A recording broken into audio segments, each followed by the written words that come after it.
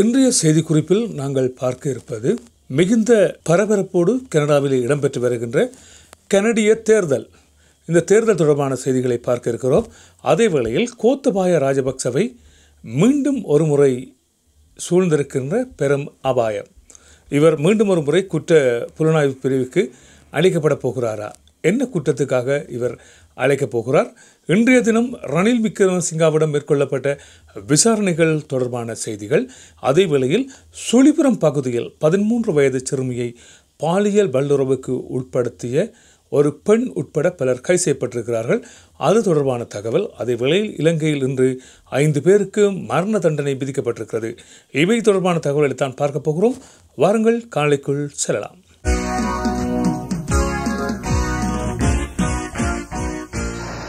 வணக்கம் பிரபுகளே, எப்படி நலமாக இருக்கிறீர்களா? மீண்டும் ஒரு காணொளியில் உங்களை சந்திப்பதையிட்டு மற்ற மகிழ்ச்சி கொள்கின்றேன்.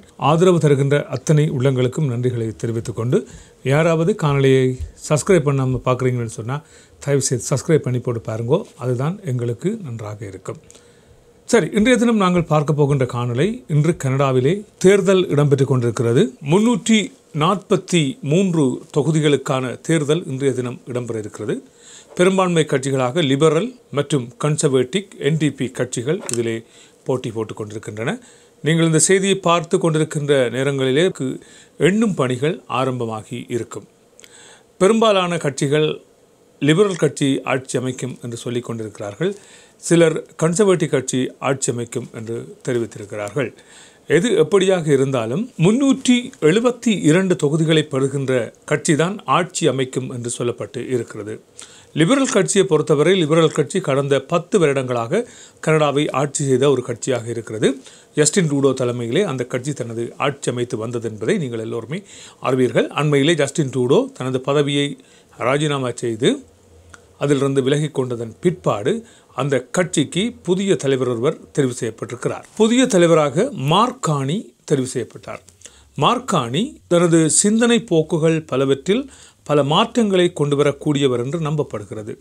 அதாவது டொனால்ட் ட்ரம்ப் விடுத்திருக்கின்ற இந்த வரி சலுகைக்கு எதிரான கருத்துக்களை தெரிவிப்பதோடு கனடாவை 51வது மாநிலமாக அறிவிக்கப் போகின்றேன் என்று தெரிவித்து வருகின்ற டொனால்ட் ட்ரம்பின் கருத்துக்களுக்கும் எதிர்வினை ஆற்றக்கூடிய ஒருவர் என்பதோடு இவர் புதிய கணக்கியல் தொடர்பான நிபுணத்துவம் மிக்கவராக இருப்பதாலும் கனடாவை தான் முன்னேற்றி கொண்டு போகலாம் என்கின்ற கருத்தை அவர் வெளியிட்டு வருகின்றார் என்பது குறிப்பிடத்தக்க ஒன்றாக இருக்கின்ற அதே வேளையில் கன்சர்வேட்டிவ் கட்சியின் தலைவராக இருக்கிற பியர் போலிப் தெரிவித்திருக்கின்ற கருத்துக்கள் எப்படியானவையாக இருக்கின்றன என்று சொன்னால், கனடாவிலே அதிகரித்து வருகின்ற வருமானங்களை குறைப்பது மற்றும் மக்களது வாழ்க்கை செலவை கட்டுப்படுத்துவது, மக்களது நல்ல வாழ்வுக்கான வழிகளை காட்டுவது போன்ற விடயங்களை உள்ளடக்கியதாக அவரது பாதையும் இருந்து வருகின்ற அதே வேளையில் NDP கட்சியின் தலைவர் வளமான வாழ்வுக்கும் நலமான வாழ்க்கைக்கும் தேவையான சகல வசதிகளையும் தன்னால் செய்து தரப்படும் என்பது போன்று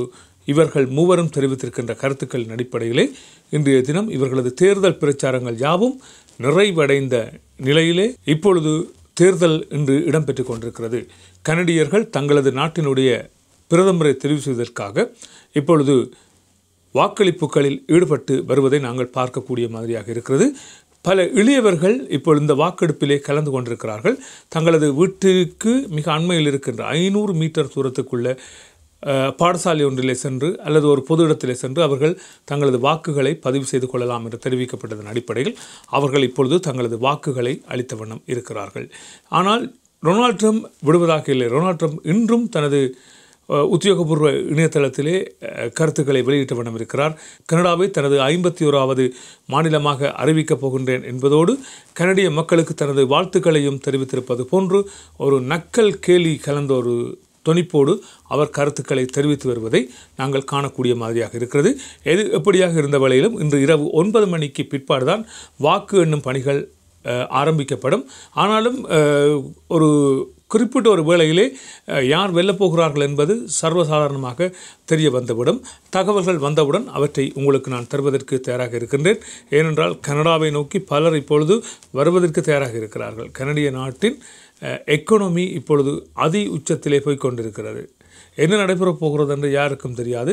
வேலைவாய்ப்புகள் எப்படி இருக்கின்றன அல்லது இந்த எதிர்வருகின்ற காலத்தில் இடம்பெறப் போகின்ற இந்த கனடாவுக்கு குடிபெயர்ந்து வருபவர்களை கனடா எப்படி வரவேற்கப் போகிறது என்பது தொடர்பான தகவல்கள் எல்லாம் இந்த புதிதாக வரப்போகின்ற இந்த அரசாங்கம் ஆட்சி அமைக்கின்ற அரசாங்கத்தை பொறுத்துத்தான் அதெல்லாம் அமைந்து வரப்போகிறது என்பதை தெரிவித்துக் கொண்டு அடுத்த விடயத்துக்கு செல்வோம். இலங்கையின் பக்கம் செல்வோமாக இருந்தால், இலங்கையில் இந்த புதிய அரசாங்கம் ஆட்சிக்கு வந்ததில் இருந்து முன்னை நாள் ஜனாதிபதிக்கு ஒரு கொஞ்சம் காலம் சரியில்லை போல் தெரிகிறது. என்ன இப்படி சொல்கிறேன் என்று சொன்னால், கோத்தபாய ராஜபக்சவுக்கு அடி மேல் அடி விழுந்த வண்ணம் இருக்கிறது.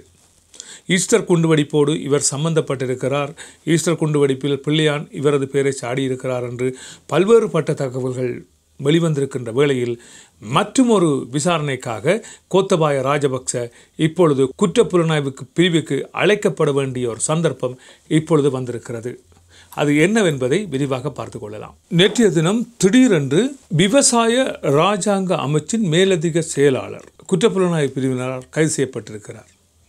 இவர் கைது செய்யப்பட்டிருப்பதன் காரணம் என்னவென்று சொன்னால், 138 கோடி ரூபாய் நஷ்டம் ஏற்படுத்தியமைக்காக.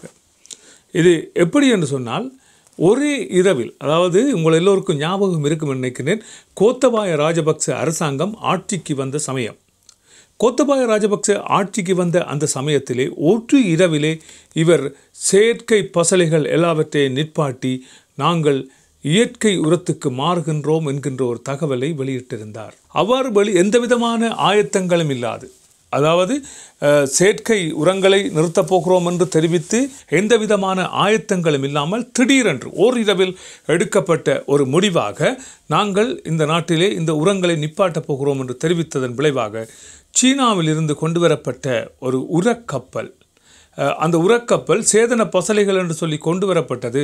நடுக்கடலில் வைத்து அது சோதிக்கப்பட்ட வேளையில் அது சேதன கழிவு அல்ல, அவை அனைத்துமே பாக்டீரியாக்கள், இதனால் நாட்டுக்கு பெரிய பாதிப்பு ஏற்பட போகிறது என்று தெரிவித்து அந்த கப்பல் திருப்பி அனுப்பப்பட்டது. நீங்கள் எல்லோரும் அறிவீர்கள். அந்த கப்பல் திருப்பி அனுப்பப்பட்டமைக்கு எவ்வளவு நஷ்டம் ஏற்பட்டிருக்கிறது தெரியுமா? 138 கோடி ரூபாய் நஷ்டம் ஏற்பட்டிருக்கிறது. இது தொடர்பாகத்தான் இவர் கைது செய்யப்பட்டார். கைது செய்யப்பட்டவரிடம் மேற்கொள்ளப்படுகின்ற விசாரணைகளில் அப்பொழுது ஜனாதிபதியாக இருந்த கோத்தபாய ராஜபக்ச அவர்களது பணிப்பின் பேரில் தான் அந்த உரக்கப்பல் திருப்பி அனுப்பப்பட்டது என்று இவர் இப்பொழுது குற்றப்புலனாய்வு பிரிவிடம் தெரிவித்திருக்கிறார். விழுந்தவனை மாடேறி மிதிப்பது போன்று ஒரு பக்கம் ஈஸ்டர் பண்டிகை குண்டுவெடிப்பு தாக்குதலின் சூத்திரதாரி இவர் என்று வெளிவந்திருக்கின்ற இந்த வேளையில் இப்பொழுது 138 கோடி ரூபாய்க்கு நஷ்டம் ஏற்படுத்தியமை பெரும் பரபரப்பை ஏற்படுத்தி இருக்கிறது. அதே வேளையில் நீங்கள் நினைக்கலாம், ஒரு முன்னாள் ஜனாதிபதியை கைது செய்து விசாரிக்கலாமா என்று. இலங்கையிலே சட்டம் மாற்றமடைந்திருக்கிறது. அதாவது முன்னர் நீங்கள் முன்னாள் ஜனாதிபதிகளை விசாரணை செய்ய முடியாது, அவர் மீது குற்றம் சாட்ட முடியாது. ஆனால் பிற்படுத்தப்பட்டு திருத்தப்பட்ட சட்டங்களின் அடிப்படையில் முன்னாள் ஜனாதிபதிகள், இந்நாள் ஜனாதிபதி அல்ல, இப்பொழுது பதவியில் இருக்கின்ற ஜனாதிபதியை அல்ல, முன்னாள் ஜனாதிபதிகளை விசாரிக்கின்ற ஒரு சட்டம் குற்றப்புலனாய்வு பிரிவுக்கு இருக்கிறது. அதன் அடிப்படையில் அவர் கைது செய்ய முடியும், அவருக்கு தண்டப்பணம் விதிக்க முடியும், அவரிடம் விசாரணைகள் மேற்கொள்ளப்பட்டு கைது செய்ய முடியும். அப்படியான ஒரு சந்தர்ப்பம்தான் அண்மையிலே உங்கள் எல்லோருக்கும் ஞாபகம் இருக்கும், மைத்திரிபால சிறிசேனவுக்கு இந்த ஈஸ்டர் குண்டுவெடிப்பு தாக்குதல் சம்பவத்தின் போது இடம்பெற்ற விசாரணையில் அவரிடமிருந்து பல மில்லியன் நஷ்ட ஈடுகள் பெறப்பட்டன என்பதை நீங்கள் எல்லோருமே அறிந்திருப்பீர்கள். அதன் ஒரு கட்டமாகத்தான் இவர் மீதும் இப்பொழுது விசாரணைகள் மேற்கொள்வதற்கு நடவடிக்கைகள் எடுக்கப்பட்டு வருகின்றன. எப்படித்தான் சுற்றி பார்த்தாலும் ஒரு வட்டத்துக்குள் தான் நின்று கொண்டிருக்கின்றோம். 2-3 பேர்களிடம்தான் விசாரணைகள் மேற்கொள்ளப்பட்டு வருகின்றன. இந்த கைது செய்யப்பட போகிறார், இப்பொழுது கைது செய்யப்பட போகிறார் என்கின்ற கருத்துக்கள் வருகின்றனவே ஒழிய இதுவரை கைதுகள் இடம்பெற்றதாக தெரிவிக்கவில்லை. 1-2 நாட்களில் இடம்பெறும் என்று தெரிவிக்கிறார்கள். பார்த்துக்கொள்வோம். இது இவ்வாறு இருக்கின்ற வேளையில் இன்றைய தினம் குற்றப்புலனாய்வு பிரிவுக்கு பல்வேறுபட்ட பரிவாளங்களோடு ஆஜராகி இருந்தார் முன்னை நாள் ஜனாதிபதி ரணில் விக்ரமசிங்க. இவர் எதற்காக ஆஜராகி இருந்தார் என்றால், உங்கள் எல்லோருக்குமே தெரியும் இந்த நல்லம்மா என்று சொல்லப்படுகின்ற சாமர சம்பத் தசநாயக்கா உங்கள் எல்லோருக்குமே தெரிந்த ஒருவர்.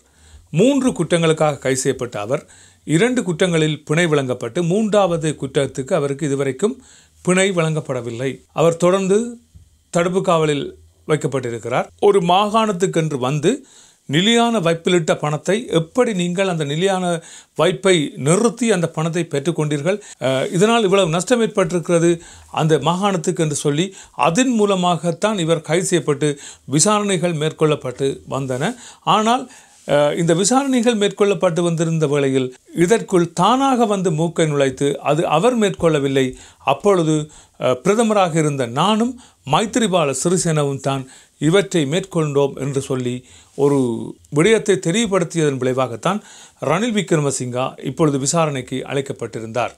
அவர் விசாரணைக்கு அழைக்கப்பட்டிருந்த வேளையில் முதலாவதாக அவர் மறுத்திருந்தது தான் புது வருட தினத்திலே பிஸியாக இருக்கிறேன், எனவே வர முடியாது என்று தெரிவித்திருந்தார். அதன் பிற்பாடு எனது சட்டத்தரணி வெளிநாடு சென்றிருக்கிறார், எனவே அவர் வந்ததன் பிற்பாடு தான் நான் இது தொடர்பாக உங்களோடு பேச முடியும் என்று தெரிவித்து இன்றைய தினம் அவர் அங்கே குற்றப்புலனாய்வு பிரிவுக்கு வருகை தந்து தனது சாட்சியத்தை வழங்கியிருக்கிறார். 3 மணித்தியாலங்கள் 10 பக்கங்கள் கொண்ட இவரது விசாரணை அறிக்கை இப்பொழுது இவரிடமிருந்து புறப்பட்டிருக்கிறது. அதன் பிற்பாடு ஊடகவியலாளர்களிடம் கருத்து தெரிவித்த வேளையில் நக்கல் கிண்டலாக, அதாவது குற்றப்புலனாய்வு பிரிவுக்கு நான் எழுதிய கடிதம், எனக்கு இன்னொரு நாள் வேணும் என்று நான் எழுதிய கடிதம் எப்படி மன்னாரில் உரையாற்றுகின்ற ஜனாதிபதியால் தெரிவிக்கப்பட்டது, நான் குற்றப்புலனாய்வுக்கு தான் கடிதம் எழுதினேன், ஜனாதிபதிக்கு எப்படி அது தெரிவிக்கப்பட்டிருக்கிறது என்பது போன்றும், எல்லாரும் குற்றப்புலனாய்வு பிரிவுக்கு அழைக்கப்படுகின்ற வேளையில் தனியொருவராக வந்து செல்கிறார்கள், நான் வருகின்ற வேளையில் மட்டும் ஏன் இத்தனை ஊடகவியலாளர்கள் வந்திருக்கிறார்கள் என்பது போன்ற கேள்வியை தெரிவித்து அவர் தெரிவித்திருக்கிறார். ஊபா மாகாணத்துக்கு வந்த அந்த பணத்தை அதை நிலையான வைப்பில் வைக்காமல் அந்த மாகாணத்துக்கு செலவழிக்க வேண்டும் என்று ஒரு சுற்றறிக்கை கொண்டு வரப்பட்டதன் அடிப்படையிலே தான் அந்த பணம் எடுத்து செலவு செய்யப்பட்டது என்பது போன்று அவர் தனது கருத்துக்களை தெரிவித்திருக்கிறார். இது தொடர்பாக மேலதிக விசாரணைகள் இவர் மூலம் இன்னும் இடம்பெறும் என்று தெரிவிக்கப்பட்டு இருக்கிறது. அதே வேளையில் இன்னும் ஒரு செய்தி குறிப்பு இருக்கிறது. இலங்கையிலே 5 ஒரு மரண தண்டனை வழங்கப்பட்டிருக்கிறது. அது தொடர்பான செய்திகளையும் பார்க்கலாம். 2012ஆம் ஆண்டு மட்டக்குழி பகுதியிலே 21 வயது நிறைந்த ஒரு இளைஞன் ஒருவரை கிரிக்கெட் விளையாடுகின்ற விக்கெட் ஸ்டம்பை வைத்து அவனை தாக்கி கொலை செய்தார்கள் என்ற பெயரிலே 7 சந்தேக நபர்கள் கைது செய்யப்பட்டிருந்தார்கள். இன்றைய தினம் அந்த வழக்கு விசாரணைக்கு எடுத்துக்கொள்ளப்பட்டிருந்த நிலையிலே அந்த 7 பேரில் 5 பேருக்கு மரண தண்டனையும் 2 பேருக்கு ஆயுள் தண்டனையும் விதிக்கப்பட்டிருக்கிறது. ஒரு சாதாரண கிரிக்கெட் விளையாட்டிலே ஏற்பட்ட முருகல் நிலை பெரும் வன்முறையாக மாறி ஒரு கொலையிலே முடிவடைந்திருக்கிறது. இந்த கொலையின் ஒரு கட்டமாக அவர்கள் மீது இப்பொழுது சட்ட நடவடிக்கை எடுக்கப்பட்டு இப்பொழுது 5 மரண தண்டனை விதிக்கப்பட்டிருக்கிறது. அவர்களது பெற்றோர்கள் நீதிமன்றத்திலே குளறி அழுத காட்சிகளை எல்லாம் எங்களால் பார்க்கக்கூடிய மாதிரியாக இருந்தது. அதே வேளையில் ஒரு பெண் பிள்ளைக்கு 13 வயது பெண் பிள்ளைக்கு யாழ்ப்பாணம் சொரிபுரத்தில் நடந்த ஒரு கொடுமை. 13 வயதான ஒரு பெண் பிள்ளை அயலில் உள்ள தங்களது வீட்டுக்கு விளையாட சென்று வந்திருக்கிறார். அந்த வேளையில் அந்த வீட்டில் இருந்த பெண்மணி என்று சொல்லப்படுகின்ற பெண்மணியால் அந்த சிறு பிள்ளை அங்கிருந்த ஆண் ஒருவரோடு வலுக்கட்டாயமாக உடல் உறவு கொள்ள வைக்கப்பட்டிருக்கிறார். இதனால் அதை யாருக்கும் வெளியால் தெரிவித்தால் உனது இந்த வீடியோவை நாங்கள் டிக்டாக்கிலும் சமூக வலைத்தளங்களிலும் போட்டு விடுவோம் என்று சொல்லி அந்த பிள்ளையை விரட்டி இருக்கிறார்கள். இவ்வாறு கடந்த 3 வருடங்களாக அந்த பிள்ளை இவ்வாறு பாலியல் உறவுக்கு உட்படுத்தப்பட்டு வந்திருக்கிறார் பல்வேறுபட்ட நபர்களோடு. இப்பொழுது பிள்ளைக்கு 15 வயது. 15 வயதாகின்ற அந்த பிள்ளை தன்னால் முடியாத ஒரு காலகட்டத்திலே தனது உறவினர்களிடம் இந்த விடயத்தை தெரிவித்திருந்த வேளையில் இப்பொழுது அந்த பெண் கைது செய்யப்பட்டிருக்கிறார். கைது செய்யப்பட்டவரிடம் விசாரணைகள் மேற்கொள்ளப்பட்ட வேளையில் இவர் பல்வேறுபட்ட நபர்களிடமிருந்து பணம் பெற்றிருக்கிறார். 13 வயதான அந்த சின்னஞ்சிறு பிள்ளைக்கு இப்படியான செயற்பாடு யாழ்ப்பாணம் சொலிபுரத்திலே நடைபெற்றிருக்கிறது. எனவே தான் சொல்வது, உங்கள் பெண் பிள்ளைகளை கொஞ்சம் கவனமாக பார்த்து கொள்ளுங்கள் என்று. சரி உறவுகளை, இவைதான் இன்றைய செய்திகளாக இருக்கின்றன. மற்றொரு செய்தியிலே சந்திக்கலாம். அதுவரை அன்பு வணக்கங்களை கூறி விடைபெற்று செல்கின்றேன். நன்றி, வணக்கம்.